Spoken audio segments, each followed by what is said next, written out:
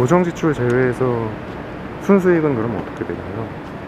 한 달에 그때그때 다른데 총 450에서 500만 원 정도라고 생각하시면 돼요. 배송 업무 하시면서 이런 것도 봤다 그런 게 있잖아요. 네. 어떤 게 있을까요?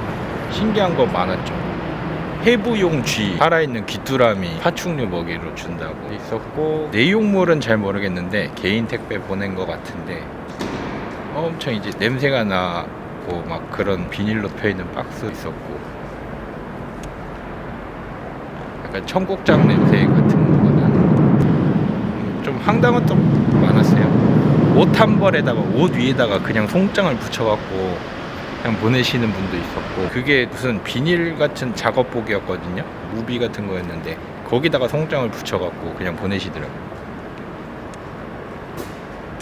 차이가 좀 있나요? 고객들 상대하는 분이랑 업체 상대하는 분이랑? 업체는 대부분 그렇겠지만 업체 사장님들은 계속 거래를 할 상대라서 그런지 모르겠는데 엄청 잘해주세요. 잘해주시고 일단은 기본적으로 호의적인 관계니까. 근데 이제 배송 받으시는 고객님들은 솔직히 저희야 뭐 이거를 아무리 살살 넣는다 해도 이제 어쨌든 저 박스가 조금이라도 찌그러져 있으면 기분 나쁘잖아요. 그게 저희가 했든 아니든. 근데 내려왔을 때부터 찌그러져 있는 경우도 많고, 그리고 내용물이 손상돼 있을 경우도 많은데, 근데 그거를 이제 고객님들도 일단은 전화번호를 아는 게 택배기사밖에 없으니까 다 따지고 그러는데 억울한 면이 없지 않아 있죠. 둘 다 해보셨을 때 네. 어떤 게 나은 것 같아요? 글쎄요, 다 장단점이 따로 있어서 일단 집파만 하면은 뭐 특별한 경우 아닌 이상은 오전에 출근할 필요 없고, 그리고 토요일날 쉴 확률이 굉장히 높고, 대신에 배송만 하는 사람보다는 훨씬 늦게 끝나고,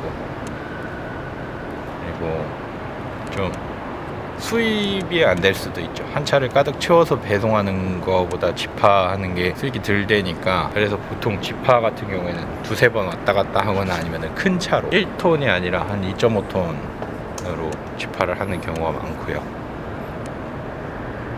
배송 같은 경우에는 아침에 일찍 나와야 되고 토요일에 못 쉬지만, 월요일 같은 경우에 일찍 끝나고 갈 수 있고 수입이 좀 더 된다는 거. 덤벨 단가가 그 차이죠. 혹시 근무 시간은 어떻게 되나요? 저는 보통 9시에 와서 오늘 같은 경우에는 저녁 8시 반, 9시 그때쯤 끝나는 것 같아요. 그러면 여기서 네. 몇 시에 나가세요? 센터에서요? 이제 나가도 되는데 저희 직원이 지금 안 나와갖고 오는 거 기다렸다 가려고 지금 기다리고 있는 거예요.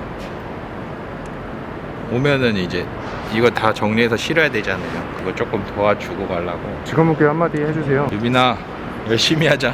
가끔 그런 경우가 있어요. 이게 몸이 힘들다 보니까 늦잠 자고, 이 친구는 젊은 친구라서 나이 좀 있는 사람들하고는 다르게 젊은 사람들 또 놀아야 되잖아요. 일 끝나고 놀고 힘들 수도 있는데. 코로나 때문에 요즘 많이 힘들잖아요. 네. 다른 자영업자분들. 그럼 이 일을 추천하실 만한 근거가 있으신가요? 첫 번째로는 자기가 열심히만 하면 돈이 되고요. 그리고 막 힘들다 하는데 택배를 좀 해보면 솔직히 그렇게 힘들진 않아요. 물론 내가 엄청 돈을 많이 벌어야 되고 뭐 이런 사람들 뭐 엄청 물량도 많고 하루에도 막 2회전씩 하고 그러시는 분들은 진짜 힘든데, 또 과로사 하시는 분들 보면은 뭐 사람들이 그런 말 해요. 저 사람 욕심부리느라고 과로사 했다. 근데 그거는 아니고요. 요령이 없으면은 적응하기 힘들어서 그때 과로사 하시는 분들이 많고, 요령이 생기고 조금씩 익숙해지다 보면은 괜찮아요. 그렇게 많이 힘들지도 않고. 대신에 저런 것들이 좀 있죠. 아침에 남들은 다 보수 받으면서 일하는데 이제 까대기라고 해갖고 분류 작업 같은 경우에는 그걸 나와서 일을 한다고 돈을 받는 건 아니거든요. 까대기가 뭐죠?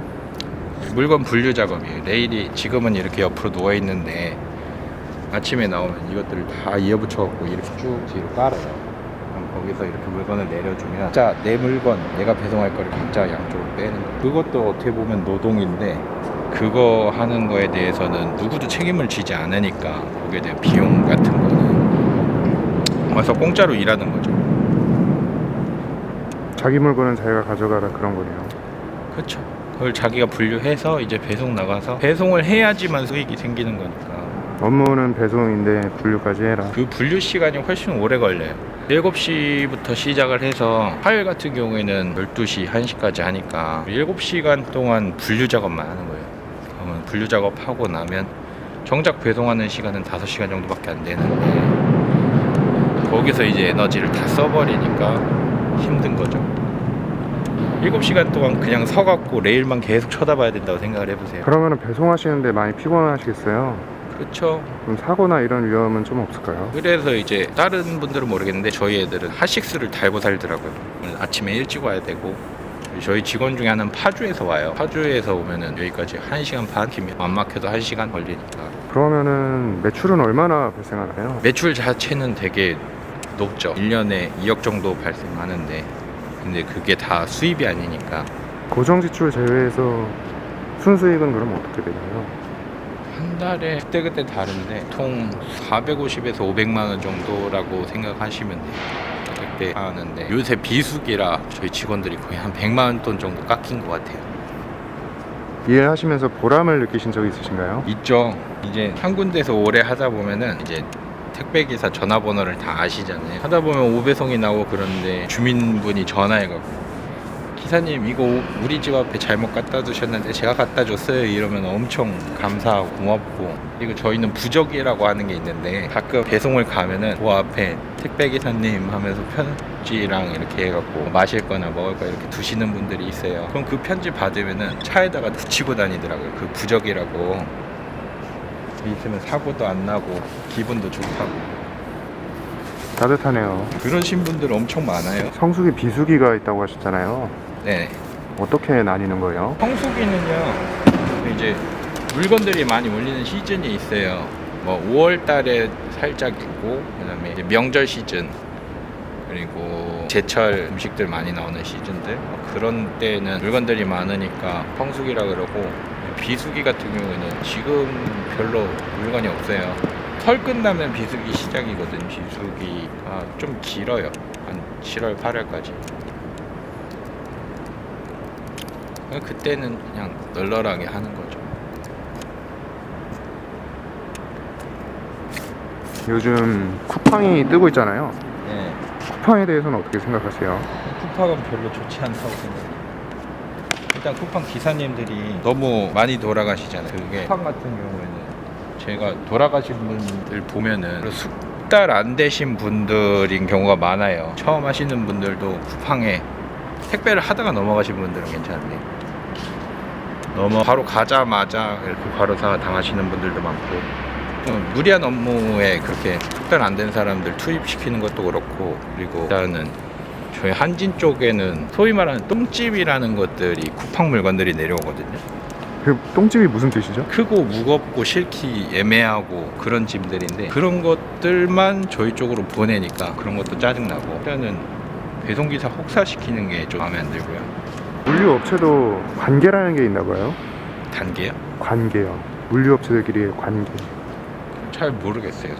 근데 롯데하고 한진하고 제가 둘 다 해봤는데, 롯데하고 한진하고는 거의 비슷해요. 시스템도 그렇고 구역도 어느 정도 비슷하고 물량도 비슷하고 해서 겹치는 경우가 많더라고요, 롯데하고 한진은. 그래서 롯데 기사님들 보이면은 저랑 같은 아파트 올라간다 그러면 1, 2호는 제가 가고 3, 4호는 롯데 기사님이 가고 뭐 그런 것도 있고. 그러면 이직하시면서 큰 어려움은 없었겠어요? 어려움이었죠. 돈을 못 받았는데. 쿠팡 차들 보면은 네. 좀 되게 특이하더라고요. 안에 라이트도 있고 약간 층이 있는데 그런 건 어떻게 생각하세요? 쿠팡카가 그걸 어떻게 계약하는 건지 모르겠는데, 쿠팡에서 사주는 건지 뭔지 잘 모르겠는데 별 생각이 없는 것 같은데, 그냥 차는 그냥 잘 나가면 좋고 직원 기다리느라 할 게 없어서 그런 거지 한가하고 그런 사람이 아닌데, 원래 월요일이 저는 제일 바빠요. 네, 지금 이 시간대는 좀 어느 정도 여유가 있고 2시부터는 좀 바빠갖고. 이 회사에서 직원들 말고도 소통하시는 분들 계세요? 많죠. 아까 사무실 직원들도 그렇고 다른 소장님들도 있고, 한진뿐만이 아니라 다른 뭐 롯데 대리점 분들도 있고. 아까 택배 은어들 같은 거 말씀하셨는데 네네. 그런 거 좀 알려주실 수 있으세요? 일단 까대기라 그래갖고 분류 작업을 까대기라고 하고요. 그리고 똥찜 큰 거, 잔바리 같은 경우에는 좀 작은 거, 그 정도밖에 없어요. 이렇게 KG가 콤비. 기사 업무는 네. 보통 몇 살부터 시작할 수 있나요? 운전면허만 따면 돼요. 운전면허 2종 보통 이상.